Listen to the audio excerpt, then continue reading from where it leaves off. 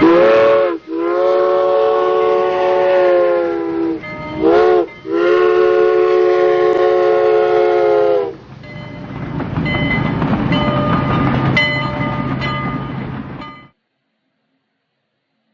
to Grandpa's Railroad. Today we're going to be looking at Ohm's law and power. Ohm's law is one of the most fundamental and powerful formulas in electronics. It's also very simple. Ohm's law basically states that the relationship between voltage, current, and resistance is V equals IR. Looking at it another way, if we have a simple circuit like this with an energy source such as a battery, a resistor, then the current that flows through the resistor, if you multiply those, you get the potential of the battery. Now, we can't just plug anything into these, so we must always remember to use the base units. In other words, you always put in the voltage in volts, the current in amps, and the resistance in ohms. Now, in another episode, we already looked at you may run into mega ohms, where you have to convert that to ohms before you can plug it into the formula. Likewise, milliamps has to be converted to amps. Now, there are other forms of Ohm's law, and before we look at those, I want to look at one thing that particularly irritates me, and that's the use of little gimmicks to manipulate this formula. For example, there's a triangle out there which is supposed to allow you to manipulate this. Well, there's a very simple formula, and if you use this formula, you don't have to remember all these little gimmicks. And I've used this formula millions of times in my career, and it works on all equations. And basically it states that if you have two things that are equal, if A equals B, then if you multiply both sides of the equation by the same quantity, the equation will still be equal. Now, this is known as the multiplication property of equality. I didn't know that, even though I've used it millions of times. I had to look it up on the internet, so you don't really, unless you're going to be a teacher, have to remember the names of some of these things. But let's look a little closer at this.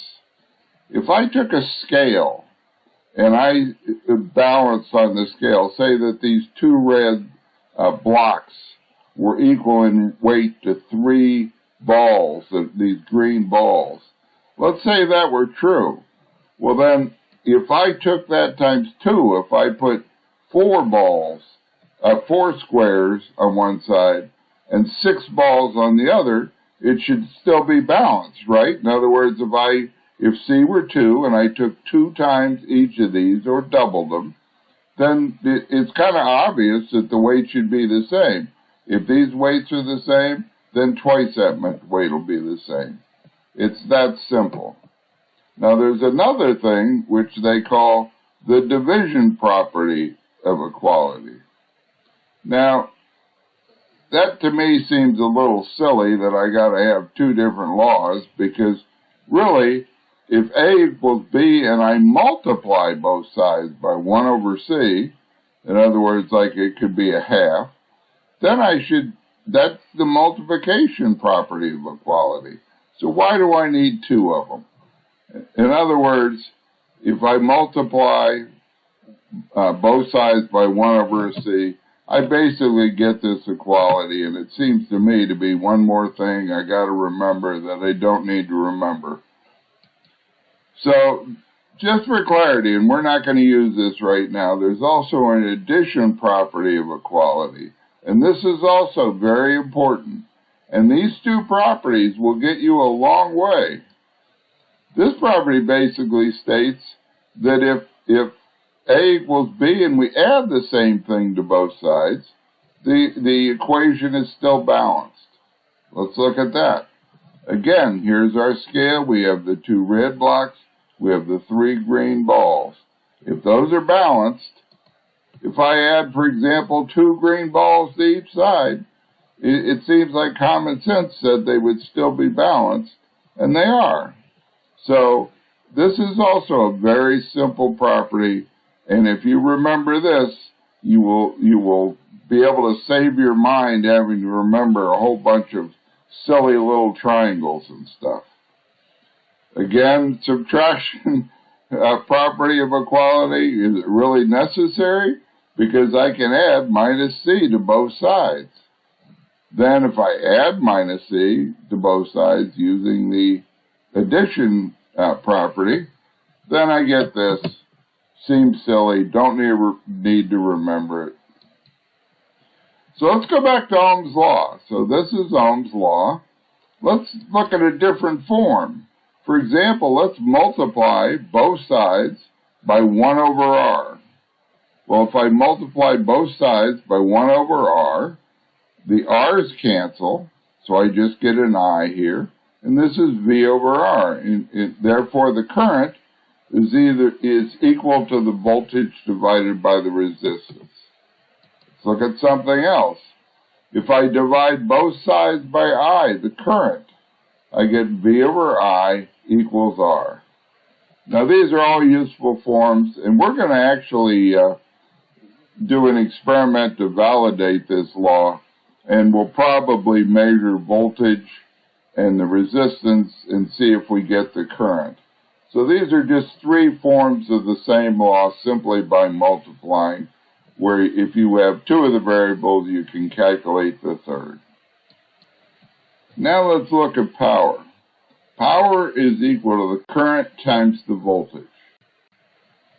Again, we have to maintain the units. Power is expressed in watts.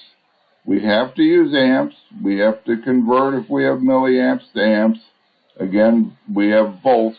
We've got to convert if we don't have volts to volts.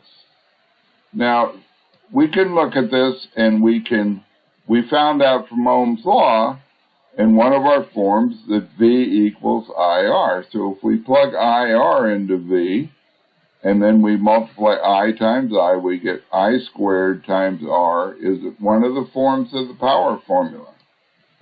We can also plug in V over R. We found that was equal to I, so we can plug that into the formula.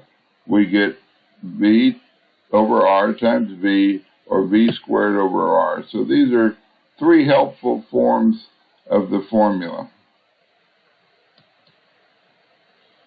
Now, what do you really need to remember from this episode?